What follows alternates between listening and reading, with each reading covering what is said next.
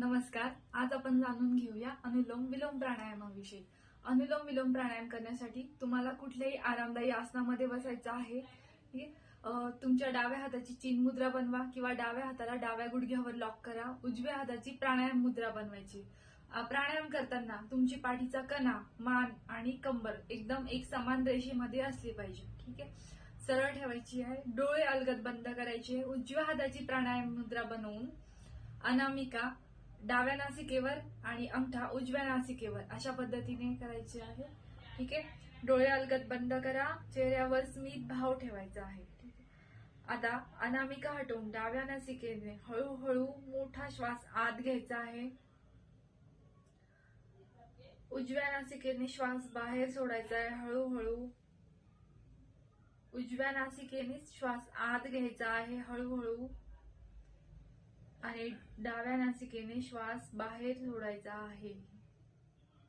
ही झाली अनुलोम विलोम प्राणायामाची एक आवृत्ती.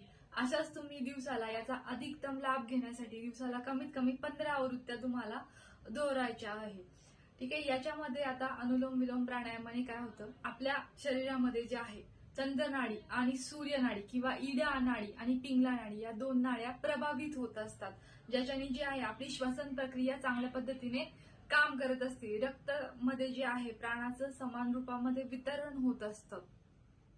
आणि जसं की आपण म्हणतो की ईडा नाडी आणि पिंगला नाडीला आपण चंद्रनाडी किंवा सूर्यनाडी म्हणतो. आता चंद्र आणि सूर्याचं मिलन म्हणजे संध्या असं म्हटलं जातं.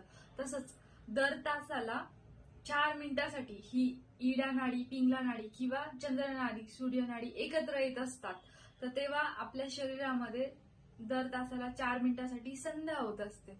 त्याच्यामुळे जे आहे तिथलं जे सुषुम्ना नाडीचं जे कार्य असतं ते व्यवस्थित चालावं, त्यामुळे आपल्याला अनुलोम विलोम प्राणायाम हा जास्त उपयोगात पडत असतो. धन्यवाद.